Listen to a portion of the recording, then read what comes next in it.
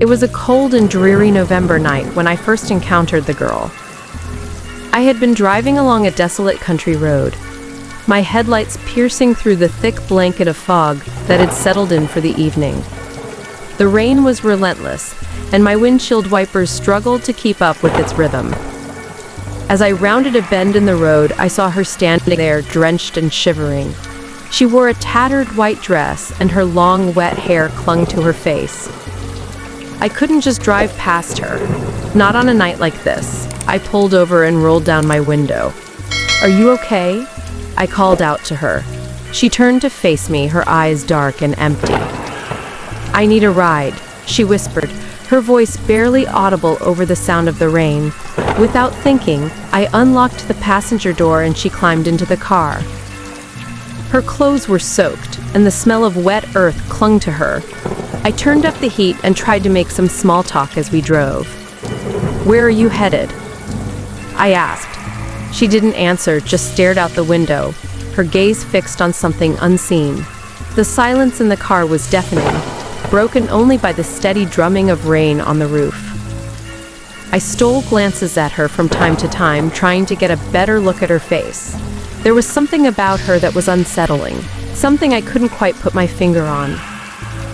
Her skin was pale, almost translucent, and her lips were a pale shade of blue. As we drove further into the night, I couldn't shake the feeling that something was terribly wrong. I decided to make some conversation again, trying to break the eerie silence that had settled between us. "Do you live around here?" I asked. She finally turned her head to look at me, her dark eyes locking onto mine. "I used to," she said, her voice low and mournful. "But I can never go back." I didn't press further, not wanting to upset her.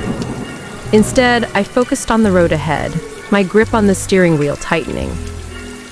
We passed through a small town, its streets empty and its houses dark.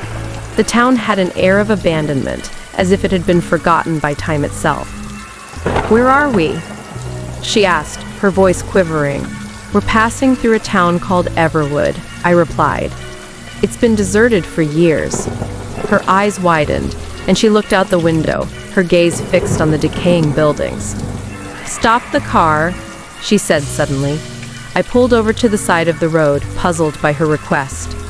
She opened the door and stepped out into the rain, her white dress now stained with mud. I watched as she walked toward a crumbling, abandoned house at the edge of town. "Wait," I called out, but she didn't respond. Instead, she disappeared into the darkness of the night. I hesitated for a moment, torn between the instinct to follow her and the fear of the unknown. In the end, curiosity got the better of me, and I got out of the car. The rain soaked through my clothes as I approached the house. The front door creaked open with a haunting groan, revealing a dimly lit interior. I stepped inside cautiously, my heart pounding in my chest. The air was thick with the scent of decay, and the walls were covered in layers of peeling wallpaper. I ventured further into the house, calling out her name. There was no response, only the eerie sound of my own voice echoing through the empty rooms. I climbed a rickety staircase, my footsteps echoing in the silence. At the top of the stairs, I found a bedroom door ajar. I pushed it open gently and froze in horror at what I saw.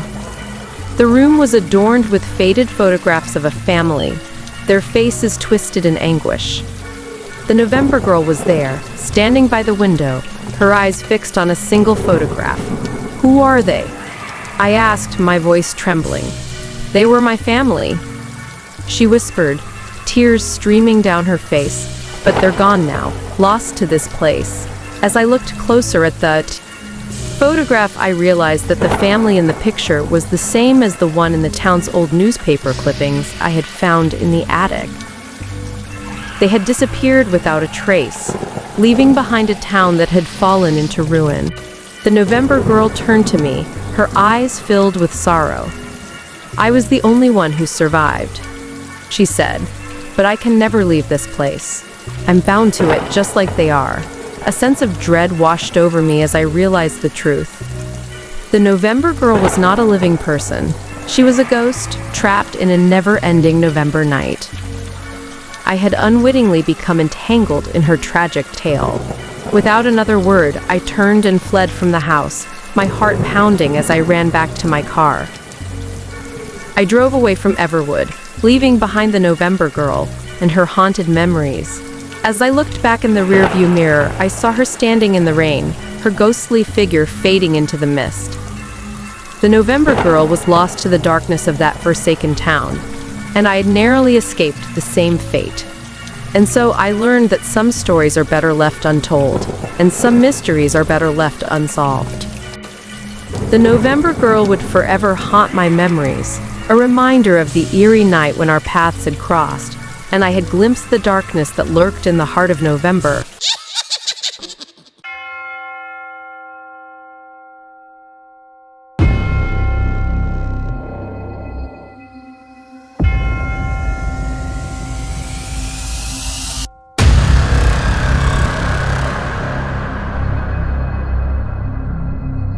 The house on April Hill had always been a place of sinister whispers and ghostly tales. The townsfolk spoke of it in hushed tones, cautioning one another never to approach it after nightfall. They said the house was cursed, that its very foundations were steeped in darkness.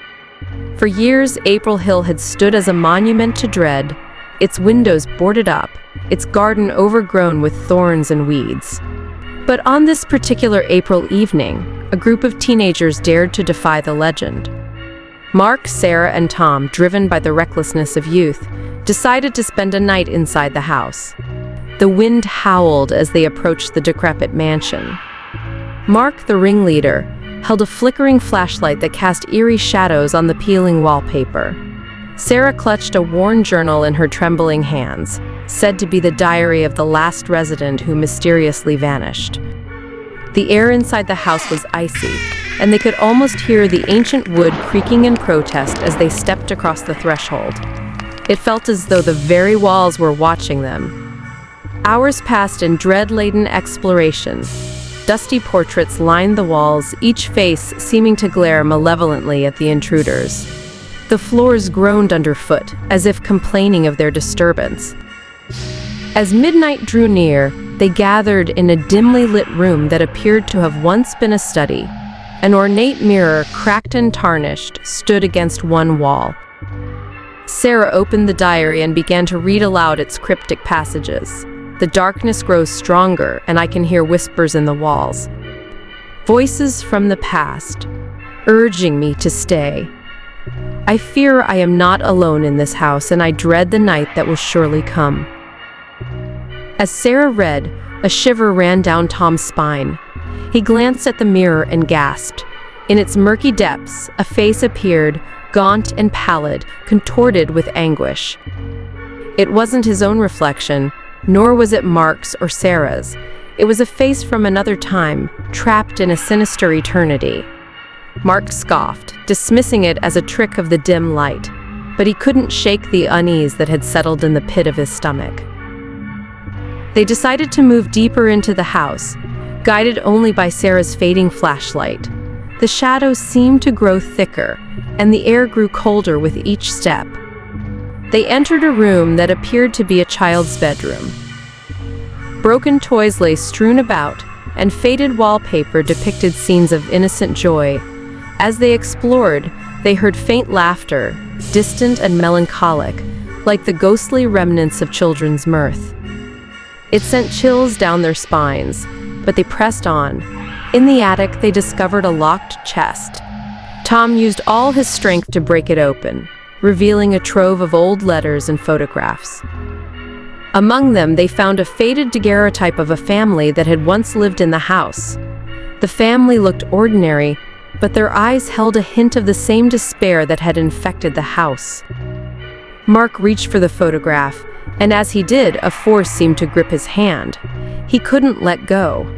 Panic coursed through him as the room grew colder, and the walls whispered incoherent secrets. Sarah and Tom watched in terror as Mark was dragged towards the attic's darkest corner, his screams echoing through the house. Sarah grabbed the journal and read a passage aloud, desperate to understand. The house feeds on the souls of those who enter. It hungers for despair and will never release its prey. With a sudden burst of strength, the invisible force released Mark, and he collapsed to the attic floor, gasping for breath. They fled the attic, leaving the chest and its cursed contents behind. Back in the study, the mirror once again reflected the face of anguish. The room seemed to close in around them, as if the house itself were alive, hungry for their fear. Sarah's flashlight flickered, and in the darkness, they heard a chilling whisper. "You should never have come." They stumbled out of the house, their hearts pounding with terror. The door slammed shut behind them, sealing the malevolent presence within. As they stood on the overgrown lawn, the first rays of dawn broke over April Hill. They realized they had narrowly escaped the horrors that dwelled within the cursed house. The legend of the April Hill Horror would continue to haunt their nightmares, a grim reminder of the darkness that lurked just beyond the threshold of the unknown.